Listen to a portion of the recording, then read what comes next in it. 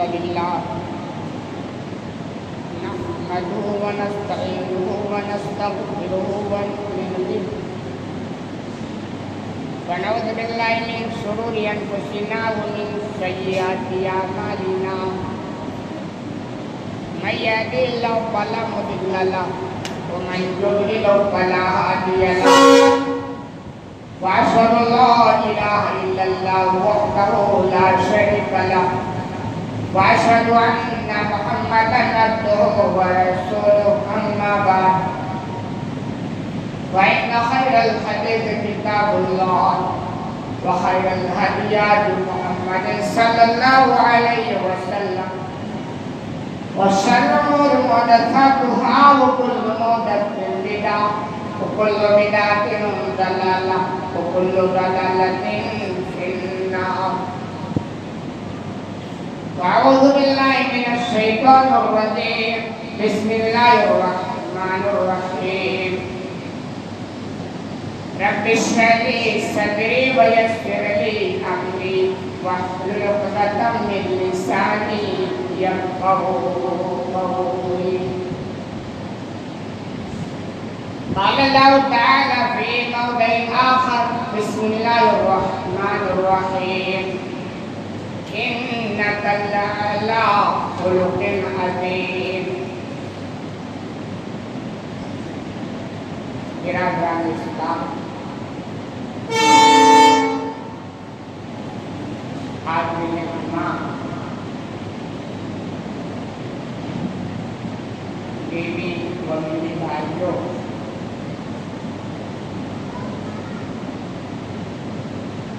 بزرگوں اور دوستوں اور اسلامی ماں و بہنوں اور عزیز بچوں،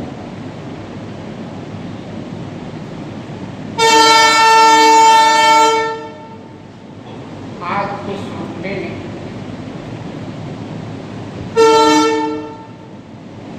جو باتیں آپ کے سامنے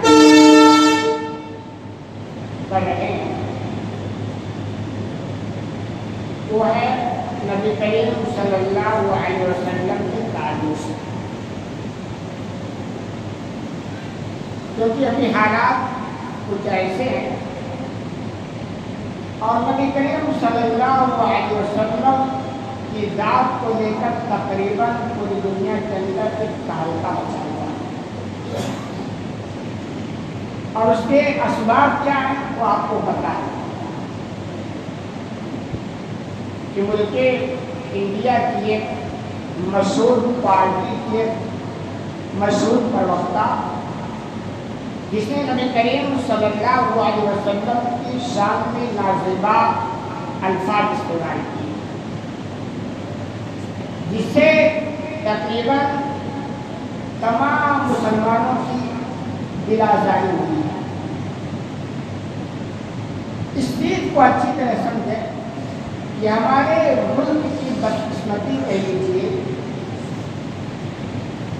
کہ ابھی حالات اس ملک کے ایسے بن گئے ہیں کہ کوئی بھی اپنی سیاست کو چمکانا چاہتا ہے یا اپنے آپ کو چمکانا چاہتا ہے تو اس کے لیے آسان طریقہ یہ ہے کہ مسلمانوں کے خلاف بولنا شروع کرے، اسلام کے خلاف بولنا شروع کرو، مسلمانوں کے نبی حضرت محمد صلی اللہ علیہ وسلم کے خلاف بولنا شروع کر دو، ایٹومیٹک چمک جاؤ۔ ایسا ہی ہوا نا، جس کو کوئی نہیں جانتا تھا، چند الفاظ استعمال کیے نبی کے تعلق سے پوری دنیا میں مشہور ہو گئی۔ تو یہ بھی اس کے پیچھے ایک راز ہے۔ ہر نبی کے شان میں گستاخی کرنے والا حقیقت میں وہ نبی کا دشمن ہی ہوتا ہے، ہر بہت سارے لوگ، اس کے پیچھے ایک سیاست بھی ہوتی ہے، اور ہندوستان کی جو سیاست ابھی بہت گندی ہو چکی ہے، یہ بھی ایک سبب ہے۔ تو دیکھیے یہ کوئی نئی بات نہیں کہ آپ اچھی طرح سمجھیں، نبی کریم صلی اللہ علیہ وسلم کی شان میں گستاخیاں تقریباً ہر دور میں ہوئی، اور ہر دور میں ایسے حالات رہے، اس میں اگر دیکھا جائے تو کچھ نتائج بھی برآمد ہوتے ہیں اور اس کے پیچھے کچھ حکمتیں بھی کار فرما ہوتی ہیں. ایک تو یہ کہ مسلمانوں کی آزمائش کے ایسے موقع پر ہو جائے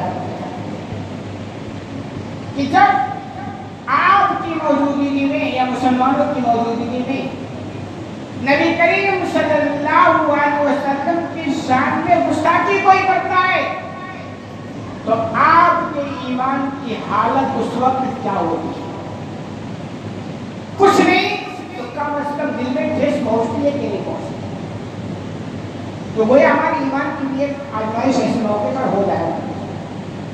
دوسری بات یہ کہ بسا اوقات ایسے حالات بنائے جاتے ہیں جو اسلام کے مزید چمکنے اور پنپنے کا سبب ہو جائے. یہ ایک نیچر ہے ٹائم بوڑھا کرنے کی. جس کی جتنی زیادہ مخالفت ہوتی ہے اتنا زیادہ اس کی پرچہ ہوتا ہے. ابھی ایسے حالات بنے نا پوری دنیا کے اندر تہلکہ مچ گیا. اب وہ ایک بندہ جس نے نبی کا نام نہیں سنا ہوگا وہ کہے گا معاملہ کیا ہے جس کے گزرے ہوئے 1400 سال سے زیادہ کا عرصہ گزر گیا اس کے اندر ہے کیا کہ اس کے ماننے والے آج دھن من تن سب کچھ قربان کرنے کے لیے تیار ہو جائے. ہے کیا اندر سے پھر اس کو تلک ہوتی ہے.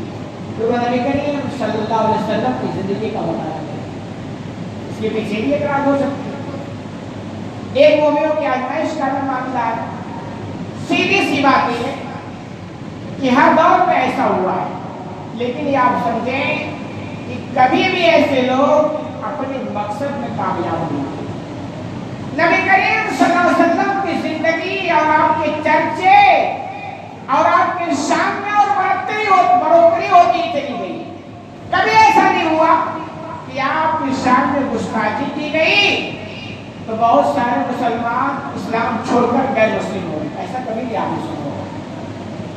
یا بہت سارے لوگ جو آپ کو ماننے والے تھے وہ آپ کے نہ ماننے والوں میں بدل گئے. ایسا کبھی آپ نے نہیں سنا. تو ایسے ہے کہ نبی کی شان میں جو گستاخی کرے تو اس کا معاملہ ایسے کہ وہ آسمان کے اوپر تھوک ہوگا. ظاہر سی بات ہے بندہ آسمان کے اوپر تھوکے گا تو ظاہر سی بات ہے آسمان کا تو کچھ نہیں بگڑے گا نا. جو کچھ بگڑے گا وہ اس کا خود. یہی وجہ ہے کہ اللہ رب العالمین نے آپ کے اعلیٰ اخلاق کی شہادت قرآن کے اندر دی. وَإِنَّكَ لَعَلَىٰ خُلُقٍ عَظِيمٍ. یہ نبی آپ اخلاق کے اعلیٰ مقام پر فائز ہیں. کریکٹر یعنی جو سب سے بہترین کریکٹر ہوتا ہے ایک دم اعلیٰ بات کے اس مقام پر آتا ہوتا ہے. یہ اللہ نے اعلان کر دیا 1400 سال پہلے. آج بھی الحمدللہ جیسے تیسے نازل ہوئی ویسے ہو. اللہ نے سزا پیش کر دی کہ آپ پر کوئی تھوکے تھوکتا ہے کچھ فرق نہیں پڑے گا. قرآن آپ کے اخلاق کی گواہی دیتا ہے اور وہ اعلیٰ اخلاق کی گواہی دیتا ہے, اعلیٰ کردار کی گواہی دیتا ہے. اور الحمدللہ ہم مسلمانوں کا ماننا ہے کہ آپ سے بہتر اخلاق نہ تو کبھی کسی کے پاس تھا نہ رہے, نہ ہوا نہ ہو سکتا ہے. یہ تو بیوقوف لوگ ہیں جو آپ کی شان میں گستاخیاں کر کے وہ اپنے آپ کو چمکانا چاہتے ہیں. وہ اپنے سیاست کی روٹی کو سینکنا چاہتے ہیں. اس کے علاوہ کچھ سمجھ نہیں آتے اس انڈیا جیسے نہیں. اور یہ بات خوب اچھی طرح سمجھ لیں کہ انبیاء کے شان میں گستاخی کرنے والوں کا انجام دنیا ہی میں خطرناک ہوا. موسیٰ علیہ السلام کے ساتھ فرعون نے بدمعاشی کی گستاخی کی. انجام کیا ہوا؟ سمندر کے اندر ڈبو ڈبو کے مارا. نوح علیہ السلام کی قوم نے نوح علیہ السلام کے ساتھ بدمعاشی کی. انجام کیا ہوا؟ پانی کے اندر ڈبو ڈبو کر اس کو مارا گیا۔ لوط علیہ السلام کے ساتھ ان کی قوم نے بدماشی کی، انجام کیا ہوا؟ ان کی بستیاں الٹ دی گئی، پلٹ دی گئی، برباد کر دی گئی۔ عیسیٰ علیہ السلام کے قتل کی سازش رچنے والوں کا انجام کیا ہوا جانتے ہیں؟ روم کے بادشاہ نے ان پر ایسا حملہ کیا کہ ان کی تخت کو الٹ پلٹ کے رکھ دیا اور برباد کر دیا ان کے سلطنت۔ سارے انبیاء کرام کے ساتھ جس نے بھی بدماشی کی اللہ نے چھوڑا نہیں، کیونکہ انبیاء کی جماعت اللہ کے بہت محبوب ترین بندے ہوتے ہیں، ان سے زیادہ محبوب کوئی نہیں ہوتا۔ ابراہیم علیہ السلام کے تعلق سے نمرود نے بدماشی کی، مچھر کے ذریعے اللہ نے اسے دنیا کے اندر لایا، اور خود آپ صلی اللہ علیہ وسلم کی زندگی کا مطالعہ کریں گے تو آپ کی زندگی میں بھی بہت سارے لوگوں نے گستاخی کی۔ آپ نے نام سنا ہوگا،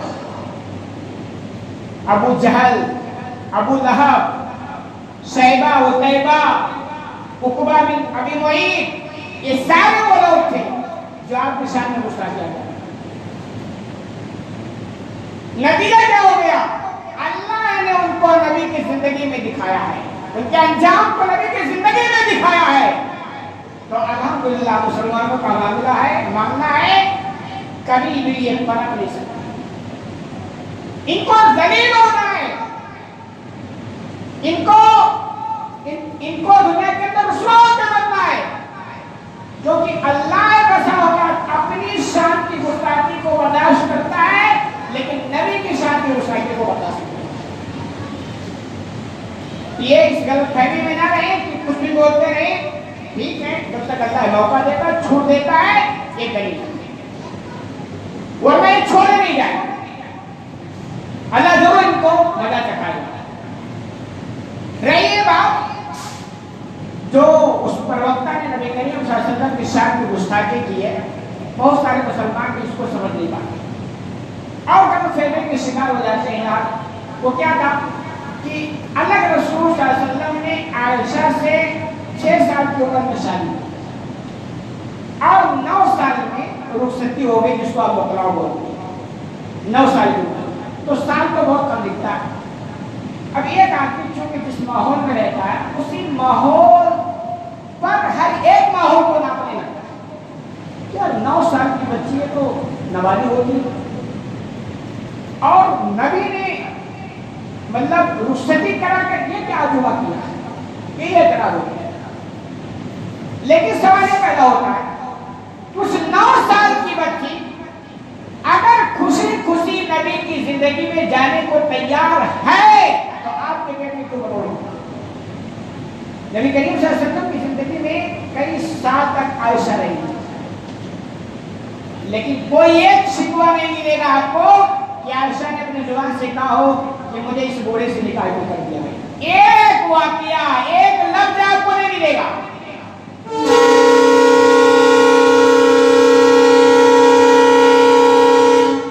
سوال یہ پیدا ہوتا ہے کہ وہ 9 سال کی بچی ہنسی خوشی رسول کے ساتھ زندگی گزارنے کو تیار ہے تو آپ کے پیٹ میں مروڑ کیوں ہوتے ہیں؟ اور یہی نہیں، آپ صلی اللہ علیہ وسلم کی اس دنیا کے جانے کے بعد کافی سال تک عائشہ رضی اللہ عنہا زندہ رہی۔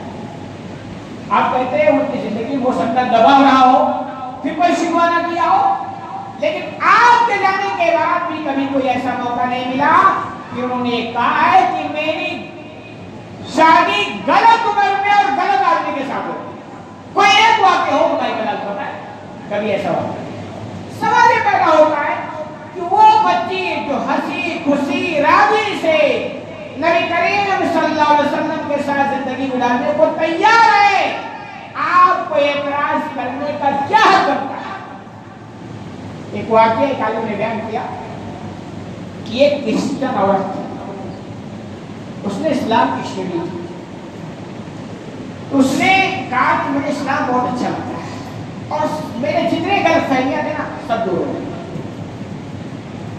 نہیں رہے گی. صرف ایک غلط فہمی ہوئی ہے کہ نبی کریم صلی اللہ علیہ وسلم نے 9 سال کی عائشہ سے شادی کے لیے رخصتی کر لی. یہ سمجھ میں نہیں آتا, یہ سمجھ میں نہیں آتا. تو عالم نے بڑا اچھا جواب دیا, وہ آپ لوگ ہیں. انہوں نے کہا آپ عیسیٰ علیہ السلام کو مانتی ہیں؟ تو انہوں نے کہا میں مانتی ہوں عیسیٰ علیہ السلام. تو نے کہا کہ عیسیٰ علیہ السلام ابھی آ جائیں یا آپ کی زندگی میں ہوتے اور آپ 10 سال کی بچی ہو, 9 سال کی بچی ہو, اور عیسیٰ علیہ السلام 50 سال کے ہو, 60 سال کے ہو, اور عیسیٰ علیہ السلام کی طرف سے آپ کے لیے نکاح کا وعدہ آ جائے تو آپ ایکسپٹ کریں گے یا انکار کریں گے؟ اس عورت نے کیا جواب دیا؟ میں فوراً ایکسپٹ کروں گی. کیوں؟ جو نبی سے بڑھیا دنیا میں کوئی انسان نہیں ملتا ہے. یہ تو ان کی خوش نصیبی ہے کہ عائشہ رضی اللہ تعالیٰ عنہ کو ایسا شوہر ملا. آپ کو اعتراض کرنے کا کیا بنتا ہے؟ اور یہ تو بہت پرانی بات ہو کہ ابھی موبائل وغیرہ پہ دیکھتے ہیں ویڈیو وغیرہ. 50 سال کا ڈوکرا ہے, 18 سال کی چھوٹی سی نکاح ہے. انڈیا میں بھی چل رہا ہے. لوگ ہنسی بھی کرتے ہیں, مزاق بھی کرتے ہیں. پھر لوگ کہتے ہیں بھائی اگر وہ 18 سال کی لڑکی 50 سال والی کے ساتھ جانے کو تیار ہے تو آپ کے دل میں, آپ کے پیٹ میں مروڑ کیوں ہو رہے ہیں؟ یہی سوال بنتا ہے نا. اس کا مطلب یہ ہے کہ وہ 18 سال والی لڑکی کو 18 سال والے نوجوان میں وہ سرخاب کے پر نظر نہیں آئے جو 50 سال والے میں نظر آئے. ٹھیک ہے, آپ کہو گے کوئی اچھا کام نہیں, لیکن صاحب اس کی بھی مرضی اپنی ہے. وہ اگر پسند کرتی ہے, نکاح کرنے کو تیار ہے, تو آپ کو اعتراض کے کیا کریں؟ اور خوب اچھی طرح سمجھ لیجیے, نبی کریم صلی اللہ علیہ وسلم نے 6 سال کی عمر میں عائشہ سے نکاح کیا, لیکن رخصتی کب کی ہے؟ 9 سال کی. 6 میں بالغ نہیں ہوئی تھی, لیکن 9 میں بالغ ہوئی تھی. یہ بات ہے کہ 9 بالغ نہیں تھی. اچھی طرح آپ سمجھ لیجیے, عائشہ رضی اللہ تعالیٰ عنہا 9 سال کی عمر میں بلوغت میں پہنچی ہوئی ہے, اس کے بعد رخصتی ہوئی. بالغ ہونے سے پہلے رخصتی نہیں ہوئی ہے. یہ ایک ڈرامہ ہے, یہ اسلام کو بدنام کرنے کا ایک چٹکلا لیا گیا, لطیفہ لیا گیا, ایسا نہیں. آپ سب پوچھیں گے صاحب 9 سال میں بچہ بالغ ہوتی ہے؟ ہاں بالغ ہوتی ہے. میں تو آج پوری ہسٹوری لے کر کے آیا. یہ نبی کریم صلی اللہ علیہ وسلم کے ساتھ محدود نہیں ہے. تمام مذاہب کی تاریخ اڑا کر دیکھیں آپ تو آپ کو پتا چلے گا اتنے بڑے بڑے لوگ اتنی بڑی بڑی عمر میں اتنی کم لڑکیوں سے شادی کیا کرتے ہیں. اگر آپ اعتراض کرتی ہیں تو صرف نبی پر کیوں اعتراض, سارے لوگوں پر اعتراض کرو جنہوں نے اس سے بھی کم عمر میں شادیاں کی ہیں, وہ سب پر اعتراض کرو. تو خوب اچھی طرح سمجھ لیجیے, دور کے حساب سے, حالات کے حساب سے آدمی یعنی لڑکوں اور لڑکیوں کے بالغ ہونے کو عمر میں کم زیادہ ہوا کرتی ہے. آپ دیکھیں انڈیا میں تقریباً, انڈیا کی بات کروں, 10 سے لے کر 12 سال کی بچیاں عموماً بالغ ہو جاتی ہیں, جبکہ اتنا گرم علاقہ نہیں. 10 سال سے لے کر کے 12 سال کی بچیاں عموماً انڈیا میں بالغ ہو جاتی ہیں. اور بالغ ہونے کے بعد شادی کر دینا یہ تمام مذاہب میں پایا جاتا ہے, کہیں بھی نہیں. یہ تو آج ہے, انڈیا جیسے لوگوں نے گوروں سے سیکھ لیا, کیونکہ وہ 50 سال میں کرتے ہیں. میں تو وہ تو 50 میں کرتے تو کم سے کم ہمیں بھی تو 22 کے اسٹیج پر پہنچنا چاہیے. یہ گوروں سے ہم نے سیکھا. اس کا نتیجہ ایسا کیا ہوا ہے, گوروں کا خاندان تباہ ہو گیا, کیونکہ 50 سال میں شادی کرتے ہیں, 1-2 بچے ہوئے اور وہ بھی کوئی گارنٹی نہیں ہے, ختم ہو گئے خاندان. یہ ہم نے گوروں سے سیکھا ہے. اور ہم بھی اگر 50 سال میں شادی کرنے لگے تو ہمارا بھی بیٹا کا کوئی نہیں. یہ پرانی تاریخ ہے. بچیاں بالغ ہونے کے بعد وہ جلدی شادی کیا کرتے ہیں. تو عائشہ رضی اللہ تعالیٰ بالغ, وہ گرم علاقہ ہے, عرب جو ہے وہ بہت گرم علاقہ ہے. آج بھی بتایا جاتا ہے کہ 10 سال کی بچیاں وہاں بالغ ہوتی ہیں.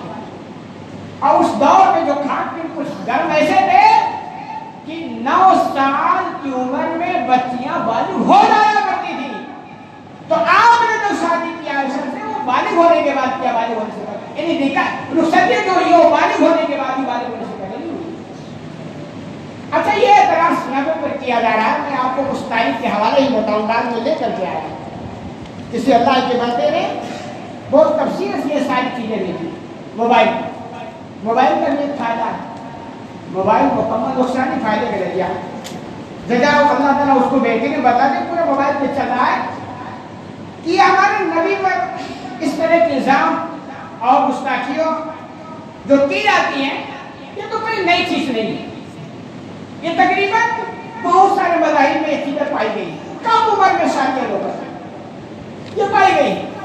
تو میں نے اس کو موبائل سے نکلوایا اور پورے ثبوت کے ساتھ آپ دیکھیں 14 سال پہلے اتنی کم عمر میں شادی ہونا ایک عام سی بات تھی. 1400 سال پہلے شادی ہوئی ہے نا.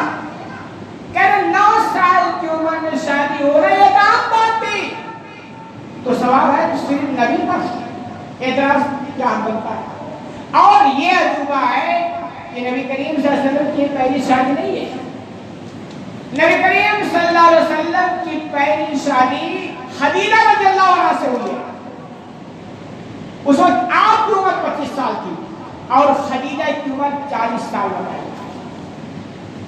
اور آپ نے بہت سارے نکاح کیے اور کوئی بیوہ تھا، کوئی بتانے نہیں کسی کا شوہر، مطلب ایسے ایسے عورتوں کو آپ نے اپنے نکاح میں لیا ہے جن کا کوئی پرسانیال نہیں تھا. اور عورتوں کے اندر تو بچیوں کا جانتے ہیں پیدا ہونا ہی جو نہ سمجھا جاتا تھا. یہی وجہ تھی کہ پیدا ہونے کے بعد گلا گھوٹ کر کے اور دفنا دیا کرتے تھے، درگور کر دیا کرتے تھے.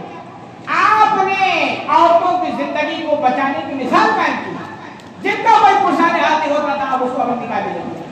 تقریباً 11 تک آپ کی دعوت پہنچی ہے، لیکن 11 میں صرف عائشہ رضی اللہ تعالیٰ عنہا وہ عورت ہے جو کنوارا تھی جس سے آپ نے رخصت کیا، باقی کوئی نہیں. تو کہہ رہے 1400 سال پہلے تو عام بات کی عمر میں شادی ہونا. اور یہ تاریخی حقیقت ہے. یورپ، ایشیا، افریقہ اور امریکہ میں 9 سال سے 14 سال کی لڑکیوں کی شادیاں کر دی جاتی تھی. یہ سارے ممالک اس زمانے 9 سال سے لے کر 14 سال کی شادیاں کر دی. سوال ہے نبی کریم صلی اللہ علیہ وسلم تم کو کیوں نظر آتے ہیں؟ وہ سیدھا سا جواب ہے تم کو اپنی سیاست چمکانی ہے، تمہیں اپنے آپ کو چمکانا ہے. اس کے پیچھے تمہاری کوئی حکمت، کوئی مصلحت ہے. مثال کے طور پر سینٹ آگسٹن نے جس لڑکی سے آپ دیکھیں نا لوگوں نے کیسے کیسے شادیاں کی، اس نے جس لڑکی سے شادی کی تھی اس کی عمر 10 سال کی تھی. 10 سال کی عمر میں مسٹر کی شادی کی، لیکن اس پر کسی کو اعتراض نہیں. راجا رچرڈ نے جس لڑکی سے شادی کی تھی اس کی عمر 7 سال کی تھی. یہ بھی کسی کو پتا نہیں ہے، اس پر بھی کسی کا کوئی اعتراض نہیں. کیوں؟ کیونکہ یہ غمی کی بھی بات ہے اور خوشی کی بات ہے. پوری دنیا کے اندر سب سے زیادہ مخالفت مسلمانوں اور اسلام، یہ غمی کی بات ہے. خوشی کی بات یہ ہے کہ اس کا وہ جو ہے ریزن ہے وہ یہ پورے دنیا کے اندر سب سے تیزی سے پھیلنے والا مذہب اگر کوئی بن گیا تو اسلام ہے. یہی وجہ ہے دنیا بوکھلائی ہوئی ہے کہ بھائی ہے کیا اسلام میں، ہے کیا قرآن میں، کیا میڈیا خلاف ہے، پوری دنیا کے بڑے بڑے لوگ سب اس کے خلاف ہیں، پھر بھی تیزی سے اسلام ہے. اور ایسے میرے پاس بہت سارے واقعات، ٹائم اسی میں ختم ہو جائے گا. پورے ثبوت ہے، یعنی صرف نبی کریم صلی اللہ علیہ وسلم کی بات نہیں ہے، بہت سارے مذہب کے بڑے بڑے لیڈران، مذہبی رہنما نے کم عمر سے بچوں میں شادی کیونکہ یہ عام بات ہے. اور یہی رہا ہے کہ بچیاں جب بالغ ہو جائیں تو ان کی شادی جلدی کر دیں. تو یہ ہم مسلمانوں کو سمجھنا چاہیے کہ یہ جو کچھ نبی کریم صلی اللہ علیہ وسلم کے ساتھ کر کے ہمیں چھیڑا جا رہا ہے اس کے پیچھے راز کیا حکمت ہے. اور میں واقعات کے روشنی میں آپ کو بتاؤں کہ ایسے لوگوں کا انجام دنیا میں بڑا خطرناک ہوتا ہے. ایک لوگ واقعہ میں بیان کی بات ختم ہوتی ہوں کی بات ختم ہو جائے گی. صحیح بخاری کی روایت ہے کہ مرتبہ ہم صلی اللہ علیہ وسلم خانہ کعبہ میں نماز پڑھ رہے تھے. قوم کا سب سے بڑا بدبخت ابو جہل نے کہا کون ہے؟ فلاں اٹھنی کی وزیر لائے اور یہ جب سجدے میں جائے تو ان کے پیٹ پر وزیر ڈالے. قوم کا دوسرا بڑا بخت اٹھا عقبہ بن معیط نام تھا.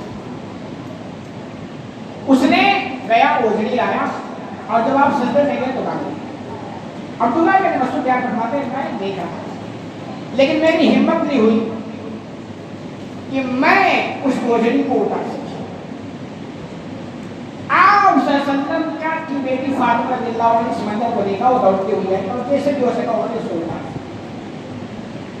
ایسے موقع پر آپ کو جو تکلیف مطلب یہ اللہ کو سجدہ کرنا ظلم ہو گیا، اللہ کی بات کرنا، جو گھر اللہ کی بات کے لیے بنا تھا وہ اللہ کو سجدہ کرنا اتنا بڑا ظلم ہو گیا۔ پھر آپ نے ایسے موقع پر نام لے لے کر بددعا کی۔ ابو جہل تھا، ابو لہب تھا، شیبہ تھا، عتیبہ تھا، عقبہ بن معیط تھا، ایسے چند لوگ تھے، آپ نے نام لے کر بددعا کی ایسے موقع، کیونکہ گستاخی کی حدوں کو ان لوگوں نے پار کر دیا تھا۔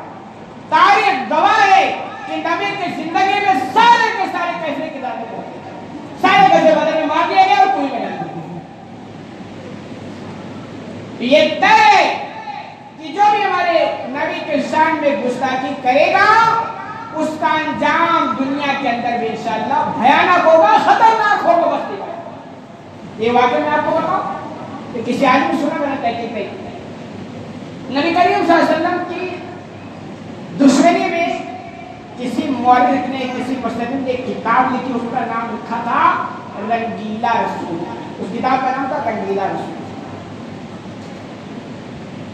اور اس میں جو اس کو سمجھ میں ہوتی سیدھی بات ہے اس میں چھاپ کر کے دنیا والوں کو دکھانا چاہا، دیکھو محمد صلی اللہ علیہ وسلم جس کی تم اتنی تعریف کر دو وہ ایسے ایسے۔ مسلمان نبی کے نام پر کیا ضرور مطلب یہ ایک دم مجروح ہو جاتا ہے، اور ہونا بھی چاہیے، کیونکہ نبی سے بڑھ کر اللہ کے بعد پھر جو درجہ تھا وہ نبی کا آتا۔ تو کسی نے اس آدمی کا خاتمہ کر دیا، جب خاتمہ کر دیا تو کیس ہو گیا، مقدمہ ہو گیا، عدالت میں پیش کیا جانا۔ تو ان کا جو وکیل تھا وہ کہہ رہا تھا تم اتنا کہہ دو کہ میں نے قتل نہیں کیا۔ کیا کہہ رہا تھا؟ تم اتنا کہہ دو کہ میں نے قتل نہیں کیا۔ انہوں نے کہا نہیں کہوں گا، میں نے قتل کیا۔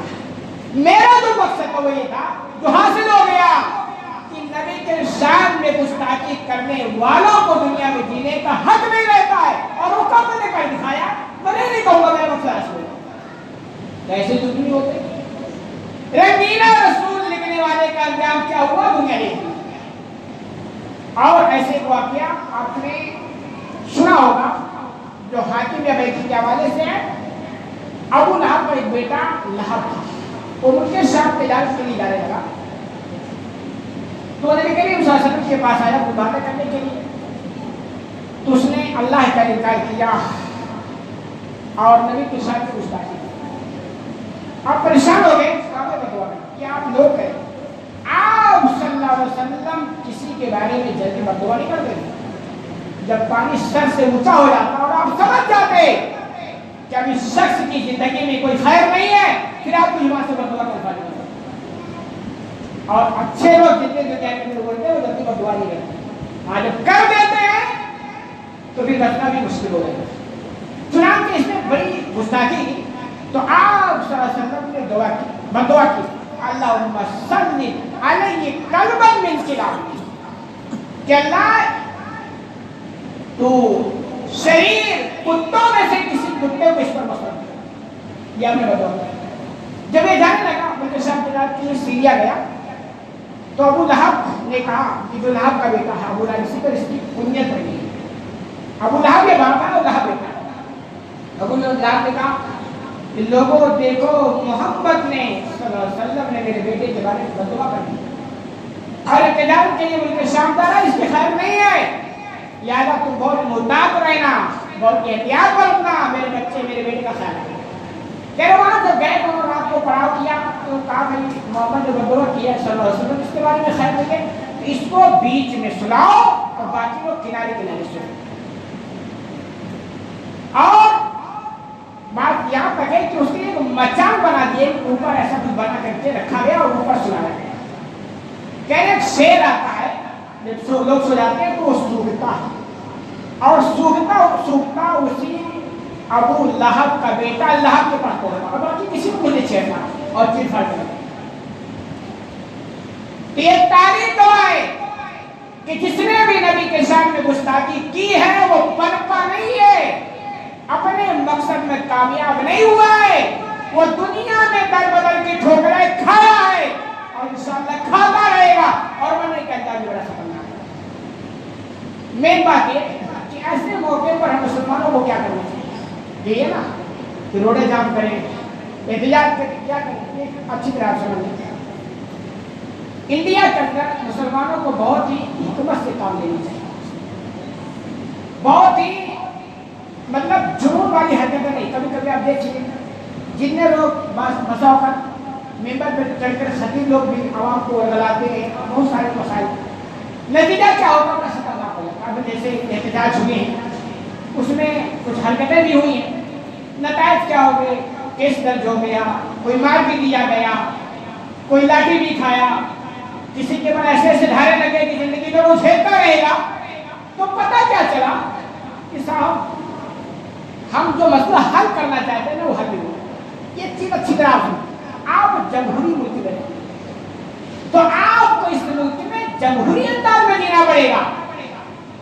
لوگ کہتے ہیں نہیں صاحب ہمارے نبی کے سامنے گستاخی اور ہم ایسے برداشت کرتے ہیں، یہ کیسے ہو پائے گا؟ ہم ان کے کاموں کا خیال کریں گے، جمہوری ملک کی جمہوریت کو رعایت کریں گے، ہمارے نبی کے سامنے ایسے گستاخی کو برداشت کریں گے، بڑی اچھی بات ہے۔ لیکن صاحب آپ کا ایمان کتنا ہے؟ آپ کا ایمان کتنا ہے؟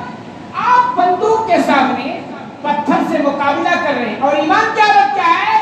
فجر میں اذان ہوتی ہے مگر اس ایمان کی حالت ہے کہ بستر چھوڑ کر مسجد میں نہیں پہنچتے۔ اس ایمان کے ساتھ آپ پتھر لے کر بندوق کا مقابلہ کر رہے ہیں، آپ کے پاس کچھ نہیں۔ ہاں اگر آپ کا ایمان اتنا مضبوط ہے کہ صاحب نبی کے شان میں گستاخی ہو جائے مجھ سے برداشت نہیں ہوگا، بڑی اچھی بات ہے، لیکن آپ کا ایمان اتنا مضبوط ہے، آپ کا ایمان تو اتنا ہے کہ جمعہ کے دن میں گھڑی کا گانا دے کر کے آپ کا ایمان تو اتنا ہے سچ جھوٹ میں تمیز نہیں کر پاتے، حلال حرام کی تمیز نہیں کر پاتے، 2.5% زکات نہیں نکال پاتے، بیروں کا حق وراثت میں نہیں دے پاتے، یہ ہماری ایمان کی بات ہے۔